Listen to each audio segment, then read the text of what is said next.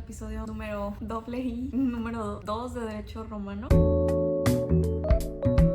Me gustaría abrir estos episodios con un chiste relacionado a la materia. Así como hay textos legales que han sobrevivido a la historia y nos han llegado a veces intactos de la antigua Roma, es decir, textos de hace 2000 años, también hay libros de chistes que nos han llegado hasta la actualidad. Podemos saber un poquito del sentido del humor de los ciudadanos de la antigua Roma. Está un pretor, que viene siendo un juez, en un juicio y trae una persona que va a testificar y le pregunta: ¿esta persona es tu esposa? Exainimi tu sentencia. Es una expresión romana que quiere decir todo tu conocimiento o con toda tu honestidad. Básicamente ahorita en un juicio, cuando lo decimos algo bajo juramento, es que estás diciendo 100% la verdad y nada más que la verdad, lo que es para ti la verdad. Entonces le pregunta si esta persona es tu esposa con toda la honestidad. Le dice: pues sí es mi esposa, pero no con toda honestidad.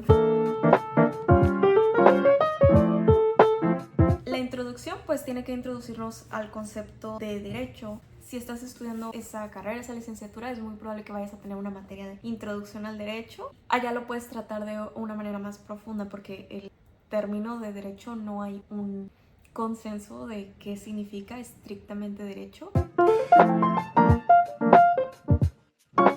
Como dije, me voy a basar 90% en este libro de Tratado Elemental de Derecho Romano. Ese es el nombre real, Tratado Elemental de Derecho Romano. Sin embargo, siempre le ponen nada más en la portada Derecho Romano, en lugar de ponerle el título completo. Eso me pareció extraño. Pero si hay algo interesante que pueda buscar en otra fuente, lo voy a hacer. Y en este caso me gusta la poesía y he leído poesía de amor más desabrida que la manera en la que estos autores hablan sobre qué es el derecho. Parece más poesía que definición. Parece que sí están enamorados del derecho. Aquí me voy a basar en el libro de Juan Iglesias, que se llama Derecho Romano, Historia e Instituciones. Dice: ningún hombre es él solo. Cada uno de nosotros somos con otros. Cierto que mi yo es algo mío, es lo más mío, pero no por obra toda mía. Mi alma, mi espíritu, mi yo se nutre de lo circunstante, es decir, de cuánto está a mi alrededor y da disposición y asiento a mi entender, a mi conocer, a mi saber. A la postre, yo soy yo, con la personalidad e historia de todo punto irrepetible, pero no radicalmente desde mí mismo. Sobre mis interiores actúan de tal o cual manera los otros, con sus y mis cosas son coarquitectos de mi ser. Qué intenso, qué profundo. Creo que se metió a filosofía de qué es el yo y cómo el yo no es un individuo, porque está plagado de la opinión de la sociedad y la historia en la que vive y los otros. Entonces los yo no existe, existe un yo que sí es tuyo, pero está formado por los otros. Dicho lo anterior, es patente que el hombre, cada hombre o persona singular, tiende a la comunicación. No hay salvación. Resulta también cierto que el convite social postula como necesarias unas pautas o reglas. Tales son las cifradas en la norma o mandamiento jurídico. El derecho hace posible la sociedad. Interesante, ¿verdad? Creo que se entiende fácilmente el punto. Todo lo que somos es nuestro, pero proviene del exterior. Si en realidad vamos a existir socialmente, debe de haber una pauta para ese intercambio social, algún tipo de norma que puede ser escrita o no.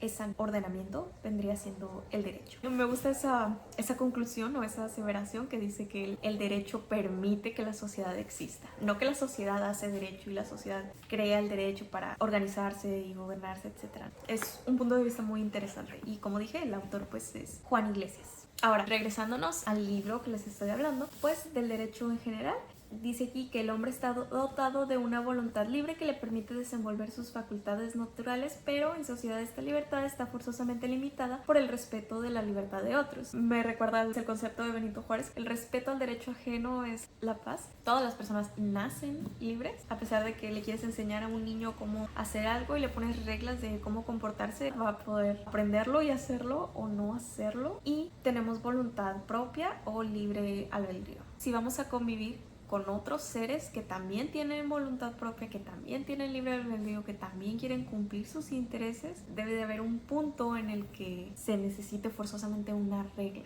¿Qué tanto puede tu voluntad, tu libertad afectar la mía. Después habla sobre la esencia del derecho. Para este autor vendría siendo que hay una conciencia, la vocecita dentro de todos nosotros que nos dice qué hacer, qué está bien y qué está mal. Objetivamente se cree que existe un derecho ideal o un derecho donde sí se hacen las cosas correctamente y que el derecho que utilizamos está estudiándolo o acercándose a este derecho real que le podemos conocer como la forma de justicia. La siguiente idea que introduce es que mientras más avanza una sociedad, más se está acercando a este derecho ideal, a esta justicia, también llamada derecho natural. Sin embargo, como sabemos, pues la definición de derecho es más amplia, entonces a pie de página en las notas vamos a encontrar un puntito en el que dice que la definición que da este autor con respecto al derecho podríamos considerarle como una definición clásica del derecho, es decir, aquellas que nos dicen son el conjunto de normas que regulan la vida en sociedad. Para que sea derecho debe de cumplir con ciertas cualidades, que sería número 1 la voluntad, que si bien decíamos que todos tenemos pues una voluntad individual, por ejemplo yo de querer estudiar derecho, también debe ser voluntad vinculatoria, es decir, que se ejerza dentro de un sistema social y que cree relaciones con estas personas, porque el hecho de que yo quiera estudiar va a subordinar a una persona a educador y a mi rol como estudiante, entonces es una voluntad de vincularme con otras personas en la sociedad y esta voluntad cuando se expresa lo hace con una cualidad que es autarquia o podemos decir como sinónimo de autosuficiente, es decir, que cuando se dice que los seres humanos tienen el derecho a la educación, es el mismo enunciado o el mismo derecho que está haciendo la fuerza de ese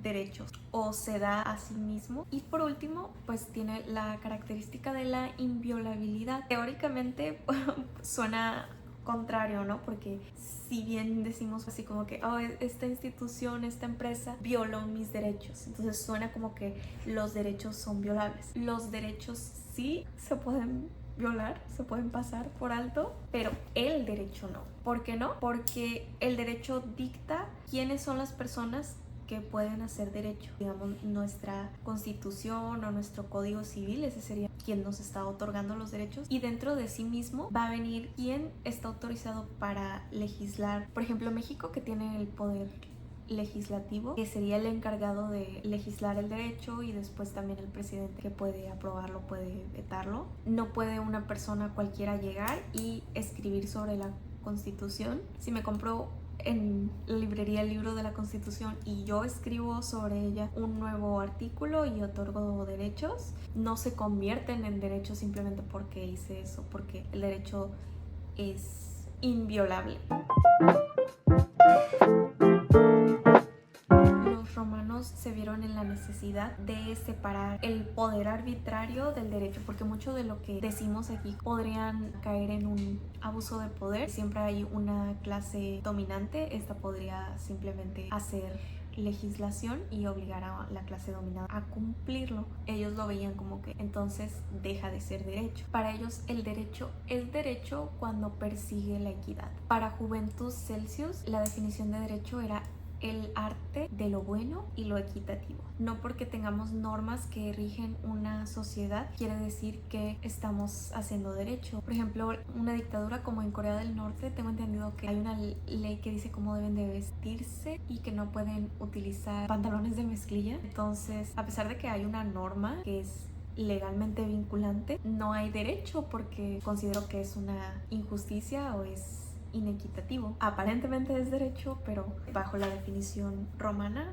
no sería derecho. Se convierte simplemente en el poder de legislar sobre los demás. Primero vimos la definición de Juan Iglesias y de Eugene Petit de cómo nace el derecho, y después hicimos una pequeña crítica de que no engloban estas definiciones de derecho. Pero eso sería sobre el derecho en general. Hablemos de derecho positivo. Derecho positivo sería precisamente esa normatividad que crea un pueblo y bajo las cuales se rigen. El conjunto de reglas cuya observancia está prescrita y sancionada. en los distintos pueblos. Y ahora que tenemos nociones de qué es el derecho, creo que ya podemos utilizarlo para el siguiente concepto introductorio, que sería derecho romano. El derecho romano es el conjunto de principios de derecho que han regido a la sociedad romana en las diversas épocas de su existencia. Viene siendo terminado desde el origen, o sea, desde el nacimiento de Roma, hasta la muerte del emperador Justiniano.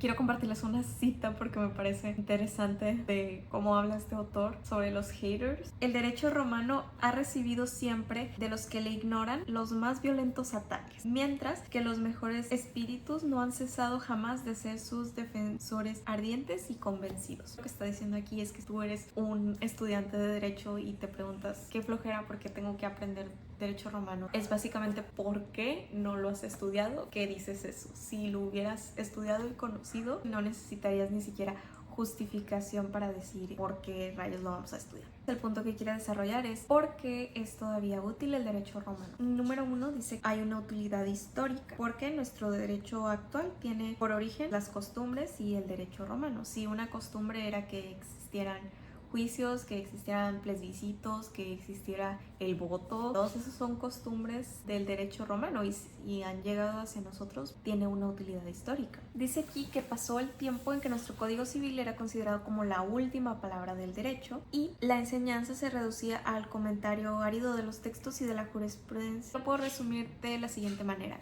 si le enseñas a alguien el código civil y que te lo pueda memorizar, que sea un experto en el código civil actual, vas a tener un jurista, un abogado que puede usar el derecho, pero no uno que lo conoce.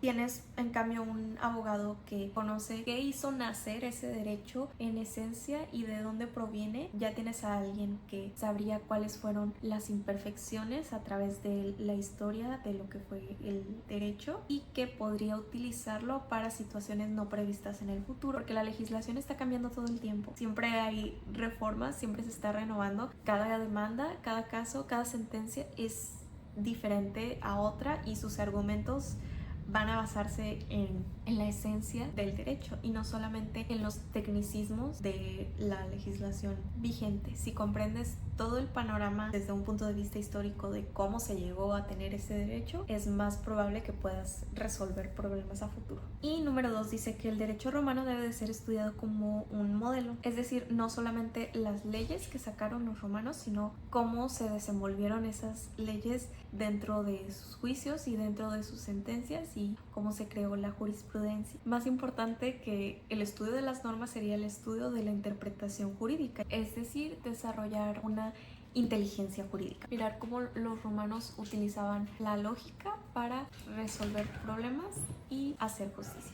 Y como último punto, añade que si te interesa otros temas como literatura, historia, como arte de la antigua Roma, tendrás que mirar a los derechos de los individuos de esa sociedad y cómo esos derechos les permitieron hacer arte, hacer literatura, básicamente que era el centro de la vida de la sociedad romana. Se lo tomaban muy en serio y si lees otro trabajo o quieres aprender sobre la vida de los romanos, pues eran una sociedad altamente organizada a través del derecho y pues este se va a reflejar en todas las producciones de esa época.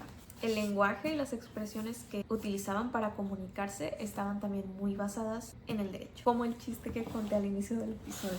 Si te quedaste hasta esta parte del video, el día de hoy vimos dos conceptos introductorios al estudio del derecho romano, que es el concepto de derecho en general y la utilidad del derecho romano para un abogado, un jurista o una persona que se dedique a algo relacionado con el derecho en la actualidad. Número 1, tocamos que de acuerdo a Eugene Petit, el derecho nace por nuestra voluntad que se nos otorga al nacer y por nuestra vida en sociedad, cómo nos relacionamos con las otras personas mientras ejercemos nuestra voluntad y crea pues esas pausas que dan el origen al derecho. Y también hablaba de acuerdo a Juan Iglesias, les leí un poquito me parece casi un poema, su descripción del derecho y del concepto de individualidad, otredad, la manera en la que la sociedad influye dentro de la persona y cómo deben convivir estas personas para que la sociedad pueda existir. Sin derecho no existe la sociedad. Y después en las notas a pie de página nos percatamos de que el derecho es más amplio de estas definiciones, que tiene ciertas cualidades como la voluntad, la vinculatoriedad, la autarquia, que el derecho es autosuficiente y que el derecho es inviolable. Y después, en el segundo tema, vimos que el derecho romano pues fue básicamente las normas jurídicas que regían al Roma durante sus diferentes etapas. Le agregamos un margen de tiempo, hablamos del año 1 para los romanos, que para nosotros vendría siendo el 753 antes de Cristo. Obviamente ellos no sabían quién era Cristo y qué iban a hacer y qué iba a hacer o qué influencia iba a tener. Entonces, para Roma estamos hablando del año 1, pero para nosotros pues ya es el año 753 antes de Cristo. La época en la que dejamos de estudiar derecho romano sería tras la muerte del emperador Justiniano, que fue en el 556 después de Cristo de nuestra época, o para los romanos fue en el 1318.